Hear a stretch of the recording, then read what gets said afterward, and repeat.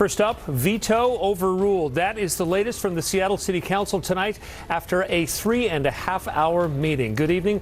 Welcome to King 5 News. I'm Mark Wright. I'm Joyce Taylor. That means that cuts to the Seattle Police Department are coming. Vanessa Michania joins us with our top story. Vanessa. Joyce, Mark, good evening. So to be clear, this is not the 50% cut that protesters have been demanding all summer long, but also this is not the compromise plan that we told you about last night that the mayor agreed on. So for the folks who want to see police defunding, they say this is a step in the right direction. But for some in Seattle's business community, they say they're adding this to the list of setbacks they've encountered in the year 2020. It has been a hell of a summer, and it has been a hell of a 400 years for the Black and Brown and Indigenous communities. They deserved better. After listening to 90 minutes of public comment, overwhelmingly in favor of overruling the mayor's veto of cuts to SPD's budget, that's exactly what the city council did. The mayor's veto is overridden. In 3 votes, the council overruled the mayor's August veto, meaning bills to reinvest those funds into the community will pass. This came as a surprise as just yesterday, Council President Lorena Gonzalez laid out a possible Plan B that would only cut $1 million from SPD's budget this year, as well as some other changes.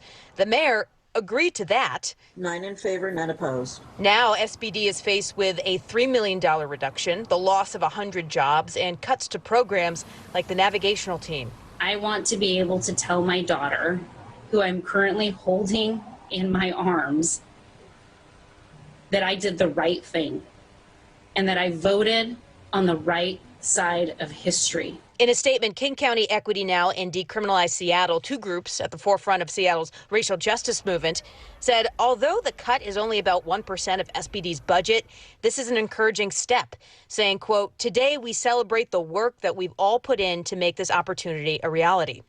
The majority of the few public comments, though, asking the council to sustain the vetoes were from Seattle's business community. Well, we're absolutely concerned about how this is going to affect Seattle. Laura Radford from the West Seattle Junction Association says between COVID-19 and a rise in security concerns, taking away resources is only going to kick small businesses while they're already down. Small businesses, they create the fabric of our neighborhoods, and we need them to come back stronger than ever. And with the vote today, we're not sure if that's going to be able to happen. So Mayor Jenny Durkin's office, they just released a 3-paragraph response to media, and in it, the mayor says, in part, for weeks, the mayor has worked with council and offered solutions in an attempt to find common ground.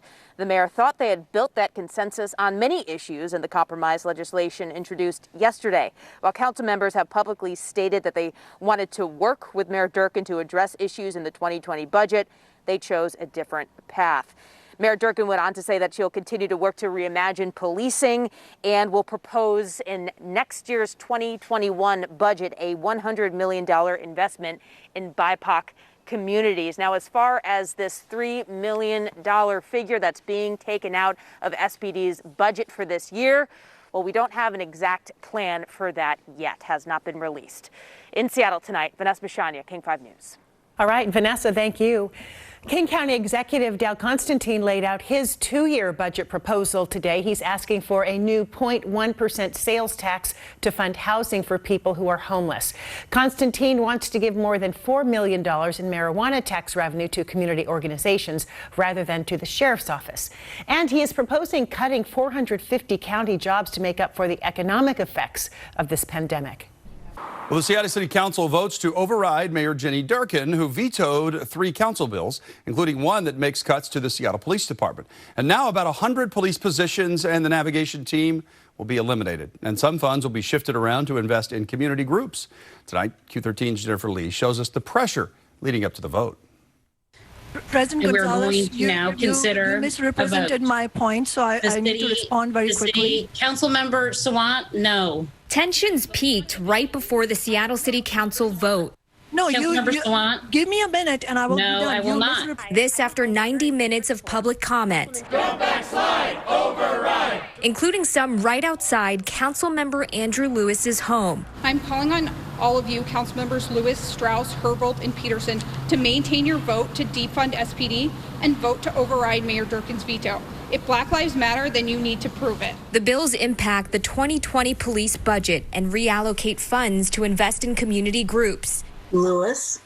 Yes. Council voted to override the mayor's veto on all three bills, which means the police budget will be cut by a few $1 million, eliminating dozens of police positions and the navigation team. The Downtown Seattle Association says in a statement, quote, "We are disappointed that the city council has decided to override Mayor Durkin's veto. This override pushes council and executive leadership further apart.